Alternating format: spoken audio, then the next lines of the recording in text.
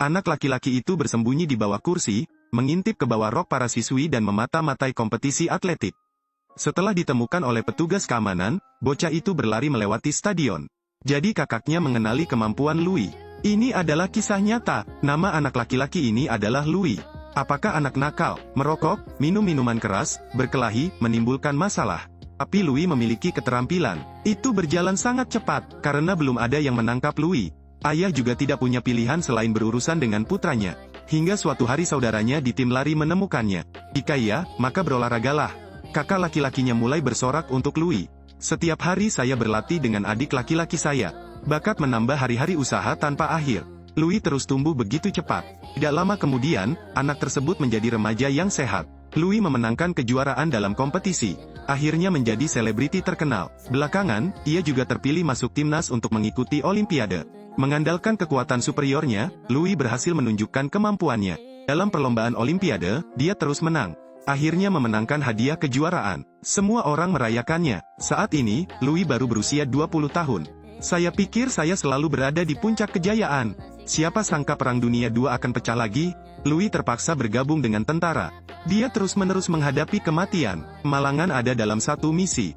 Pesawat yang dikendalikan Louis kehilangan kendali dan langsung jatuh ke laut. Pesawat itu hancur berkeping-keping. Beruntung Louis dan kedua rekan satu timnya masih hidup. Dua perahu ponton menjadi satu-satunya penopang ketiga orang yang masih hidup.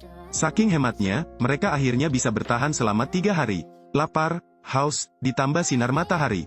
3 orang yang kesepian mulai putus asa. Namun saat itu seekor burung camar mendarat di sisi perahu. Louis, yang sedang bersiap-siap tiba-tiba mengulurkan tangan dan meraih kaki hewan itu. 3 orang melakukan operasi. Saya pikir saya akan makan lengkap, tetapi baunya seperti burung camar. Louis menyarankan, betapapun sulitnya makan, Anda harus berusaha menelannya. 3 orang harus menggunakan daging burung camar untuk memancing. Mereka sangat beruntung, benar-benar menangkap ikan. Tampaknya enggan untuk bertahan beberapa hari lagi. Pesisir Pasifik sangat luas. Ketiga orang itu berjuang untuk mengapung. Kalau ada ikan, makanlah ikan, kalau hujan minum air. Mereka terus-menerus menyemangati satu sama lain. Ketika saya punya waktu luang, saya akan menyanyikan beberapa lagu dan menunggu. Hari ini sebuah pesawat tempur muncul. Kesempatan telah tiba. Mereka dengan cepat menembakkan senjata sinyal ke langit. Pesawat kemudian berbalik dan mengubah arah. Saat ketiga orang menyadari bahwa ini adalah pesawat musuh. Untungnya, mereka melompat ke air dengan cepat dan melarikan diri. Namun perahu ponton itu kempes. Harapan padam. Setelah sebulan terapung di laut, Mac tidak dapat bertahan lagi. Louis dan Phil yang patah hati mendorong tubuh teman mereka ke laut dalam. Keduanya melanjutkan untuk mengubur Mac. Melihat tubuh rekan mereka, Louis dan Phil juga diliputi keputusasaan. Phil sangat kurus hingga hanya tinggal kulit dan tulang. Louis menunggu kedatangan Dewi Keberuntungan.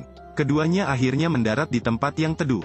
Saya pikir ini adalah kesempatan untuk bertahan hidup, tetapi saya menyadari ini adalah neraka. Mereka dijebloskan ke barak tentara Jepang. Di tengah kerumunan, Louis tanpa sengaja melirik ke arah kolonel. Louis terjatuh ke tanah. Jangan lihat wajah kolonel yang sangat mesum ini. Namanya Watanabe. Setiap hari, tentara Amerika akan dianiaya. Jika tidak dipukul secara brutal, mereka akan dipaksa berpuasa. Tapi itu tidak masalah bagi Louis. Ketika Watanabe mengetahui bahwa Louis adalah seorang atlet Olimpiade, dia memaksanya untuk berkompetisi. Tapi sekarang Louis sudah kurus, bagaimana dia bisa menang? Baru saja berlari 1 putaran dan terjatuh ke tanah. Jika Anda kalah dalam pertempuran, Anda harus menanggung pukulan. Phil patah hati di sisinya tetapi tidak tahu harus berbuat apa lagi. Sore harinya Phil mengumumkan bahwa tentara Jepang telah kalah. Momentumnya pun mulai melemah. Pesawat tempur Amerika terus bermunculan. Louis melihat harapan. Bertahanlah sampai Amerika menang. Di saat yang sama, Watanabe merasa tidak puas. Gunakan hanya kekerasan sepanjang hari. Kapanpun dia punya waktu luang dan tidak ada pekerjaan, dia berlari untuk mengalahkan Louis. Hari ini, 2 jenderal Jepang membuat janji untuk bertemu Louis secara pribadi. Mereka memperlakukannya dengan murah hati.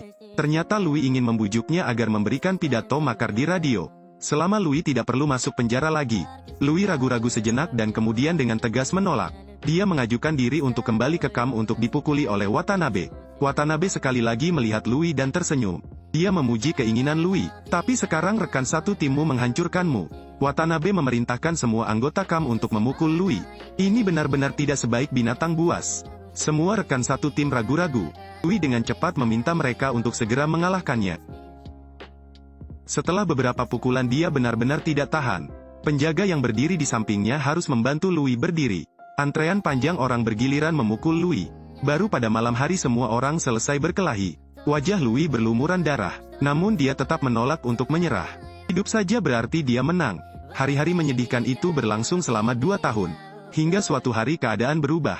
Watanabe memberitahu Louis bahwa dia telah dipromosikan. Besok dia akan dipindahkan ke unit lain. Iblis akhirnya pergi. Beban di hati Louis akhirnya bisa dilepaskan. Namun tidak lama kemudian, pesawat pengebom Amerika menyerang. Penjara menjadi kacau, api dan peluru berserakan di mana-mana. Keesokan harinya tentara Jepang mengawal para tahanan ke kamp penjara baru. Di jalan ada tumpukan reruntuhan. Pasti ada ratusan mayat tergeletak di tanah. Pada akhirnya, apa manfaat perang? Tidak lama kemudian, rombongan narapidana tiba di kamp penjara berikutnya. Di sini, salju putih menutupi tanah. Namun tentara Amerika mengenakan pakaian tipis. Semua orang diwarnai hitam oleh batu bara. Tapi orang jahat di kamp ini tetaplah iblis Watanabe.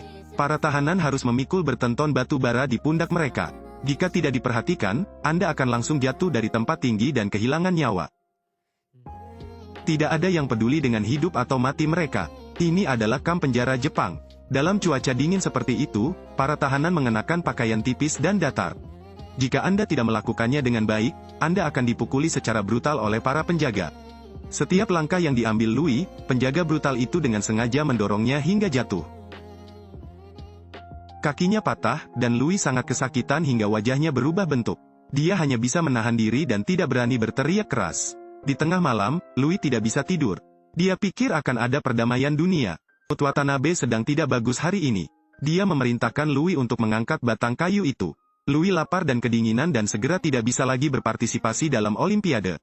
Dia mampu menangkap batang kayu itu tetapi anggota tubuhnya gemetar. Watanabe yang mesum juga memaksa Louis untuk mengangkat batang kayu itu.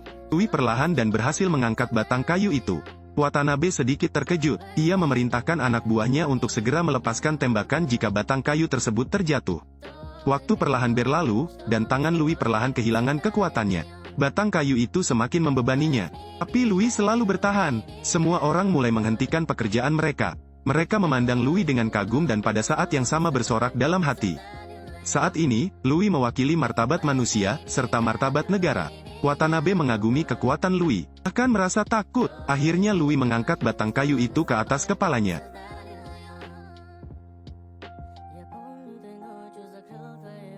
Dia menatap Watanabe dengan mantap. Watanabe benar-benar merasa takut. Kenapa kamu sudah tersiksa begitu lama dan masih belum bisa mengalahkannya?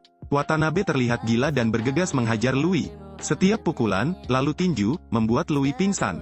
Pada saat ini, pikiran Louis teringat gambaran beberapa tahun terakhir berlatih untuk kompetisi Olimpiade. Itulah sumber semangatnya yang kuat. Watanabe bertarung sampai lelah lalu berlutut di tanah. Dia hilang, bahkan seorang tawanan perang pun tidak dapat melawan. Saat ini tentara Jepang mengumpulkan semua tawanan perang di satu tempat. Senjata sudah dalam posisi siap. Semua orang mengerti. Mereka diam-diam saling berhadapan. Namun tiba-tiba terdengar suara pesawat di langit. Semua orang mengangkat kepala dan melihat ke atas. Itu adalah pesawat tempur Amerika. Sudah berakhir, semuanya sudah berakhir. Semua tahanan berteriak. Pesawat menjatuhkan perbekalan serta makanan. Mimpi buruk itu akhirnya berakhir. Ada senyum cerah di wajah semua orang. Hanya Louis yang pergi ke kamar Watanabe. Namun Watanabe segera kabur. Di dalam kamar, hanya tersisa tongkat familiar dengan fotonya. Louis kembali ke tanah kelahirannya. Hal pertama yang dia lakukan adalah mencium tanah. Lalu dia memeluk ibu dan kakaknya. Ini adalah kisah nyata. Louis mengalami lebih dari 2 tahun pelecehan terhadap hewan. Terakhir, masih menunggu hingga perang berakhir dengan kemenangan. Namun setelah sekian lama mengalami penyiksaan mental, sebuah masalah muncul. Tenggelam dalam alkohol sepanjang hari, dia bahkan menganiaya istrinya. Pernikahan yang sempurna dengan cepat berantakan. Pada akhirnya, perlu meminta nasihat pendeta untuk melihat situasi berubah menjadi lebih baik. Setelah tahun 1950 Louis pergi ke Jepang 3 kali. Dia ingin menemukan Watanabe yang jahat. Tidak tahu apakah itu karena rasa takut, Watanabe selalu menolak untuk bertemu. Pada tahun 1998, Louis yang berusia 80 tahun menerima undangan untuk membawa obor di Olimpiade. Jalan yang dilaluinya adalah lokasi penjara lama.